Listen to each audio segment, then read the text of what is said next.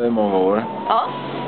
Och sen min son har sagt så här: jag kommer göra allt för dig. Jag kommer offra allting för dig. Så kommer din pappa vara i ditt liv. Jo, han är sån. Det har jag gjort. Vänta. Det är väl bra. Men vart är sonen nu då? Skulle du inte fira honom eller? Jo, men lyssna med det. Vart är han då? Jag är mekaniker på Barsebäck nere i... Barsebäck, ja, där har pappa jobbat. Mm. Ja. Jag är mekaniker va? Ja.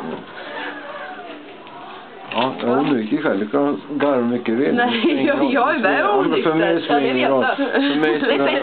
Det är lördag. Det är lördag. För mig spelar det ingen roll. Och så sa till Peter en sak. Jag lovar en sak i hans liv. Min son. Och så sa jag så här. Får jag bara fråga en grej? Mm. Peter var din son. Han fyller år idag. Nej, det var inte. Han fyller 13 år. Okej, men han är hemma hos dig nu, eller vadå? Nej, han är hos massa brudar. Okej, men han tyckte inte om det. Han tyckte inte om när du sa. Eller... Ja, du sa det. Det har jag aldrig fått någon tecken på. Jag bor precis där. Ja, men då... Ska du hem nu eller ska du på fest eller? Nu ska han till Linda. Ja. Men då har du gått fel. Ja, det är ju... men Då är det till Skårvagnen. Lyssna och sen. Så här funkar vårt liv. Ja, grabbar. Jag jobbar nere på Värmdö och jag älskar det. Det är bra. Det är bra.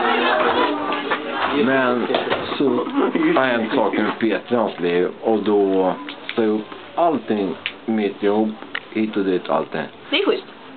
Det tycker jag också är schysst. Mm. Grabbar, Ja, vad säger ni om livet? till och från. Ja, nu ska ni fan komma hit. Han ska tala om för er det består av livet, eller hur? Ja. Du är 19 va? Ja, det är fan inte ens börja leva livet för fan gör det. Va? Det kan jag säga en sak. Ja. Vad säger ni om... Vad skulle ni säga om en sak i livet? Du är invandrare, eller hur? Halv. Ja. Och lyssna om henne. Vad tycker du om en sak?